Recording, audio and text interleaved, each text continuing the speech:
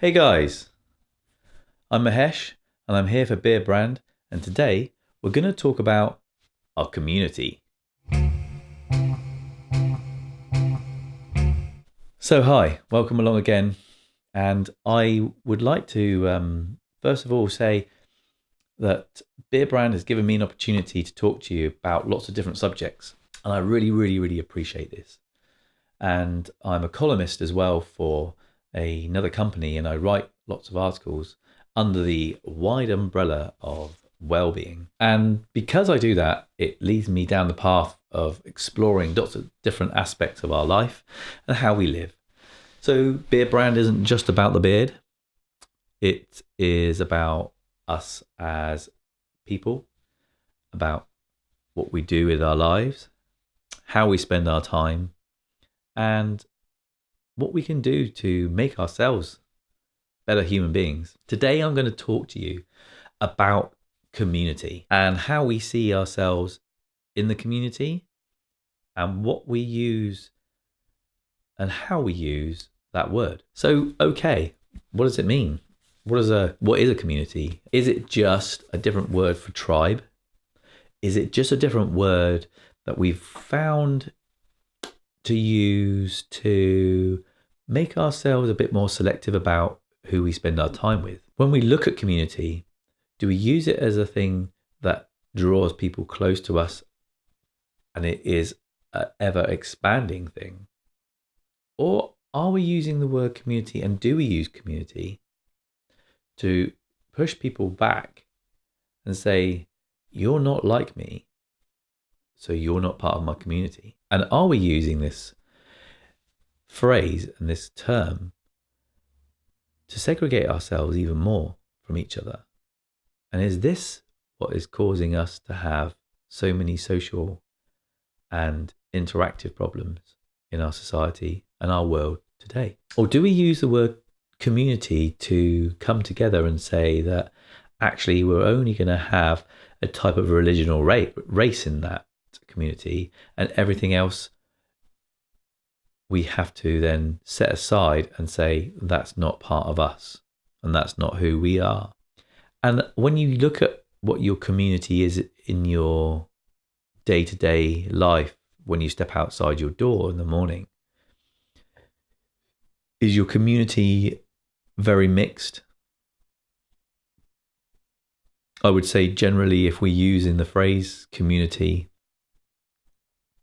we generally tend to live within our own race, religion, and creeds. I've been thinking that the community that I was brought up in was very white.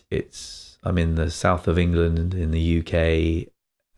It's not very diverse. And my community was 97% white, British, English-speaking people. And that was just the people I grew up with, and that was the community I lived in. And as I've expanded my view of life and looked around the world, I've seen that we do this a lot, and we call it communities.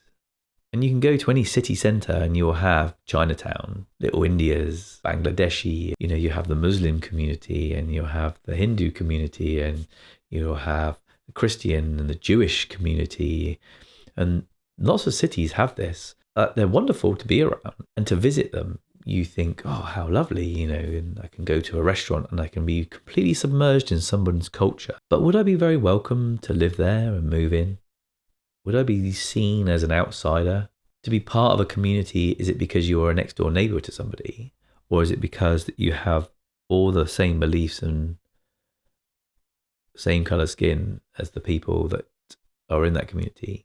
And I like to think that actually, with the way the world is now, how small it is, step on a plane and be anywhere within 24 hours. Surely we need to now look at our community as something more than just the 2, 5, 10 streets around our home. But maybe we need to be a bit more open and think,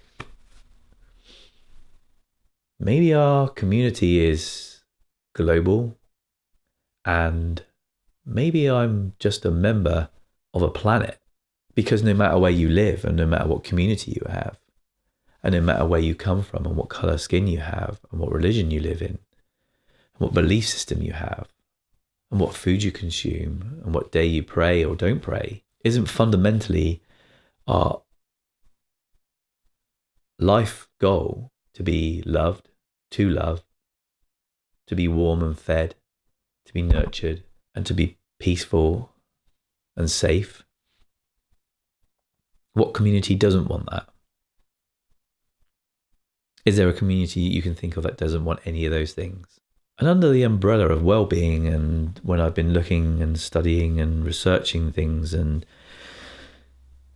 it's made me really think about how I see myself and my family, where I live and who I'm spending time with. And I find people fascinating.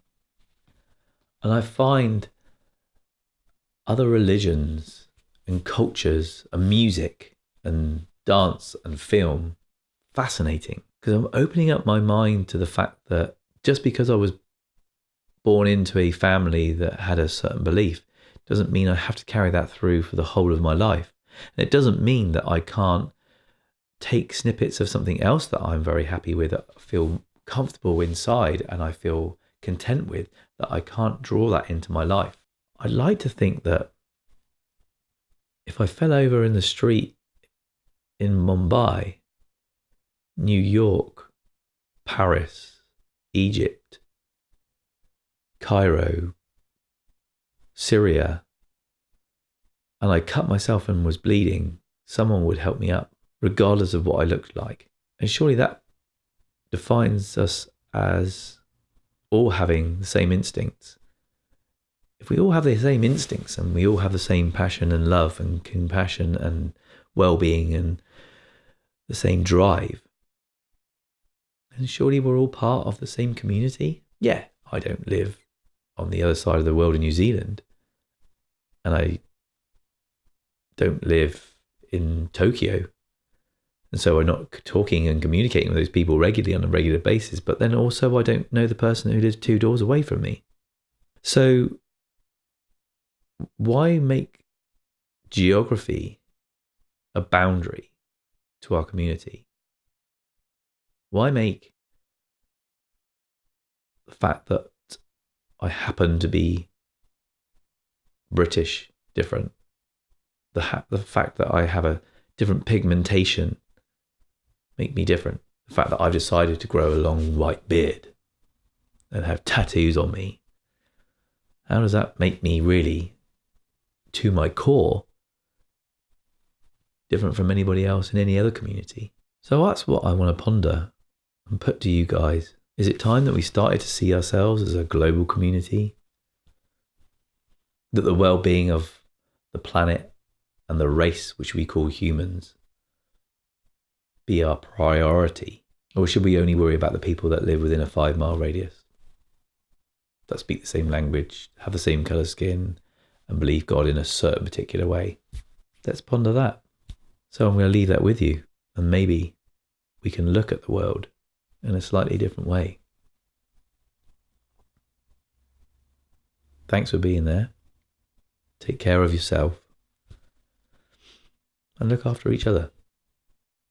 Be well, my friends. This is Mahesh signing off for Beardbrand. Beardbrand is a premium men's grooming company with products not only for your beard, but also your hair and body. Do yourself a favor and head over to beardbrand.com and take care of yourself. Or you can stick around and watch a few more of our awesome videos.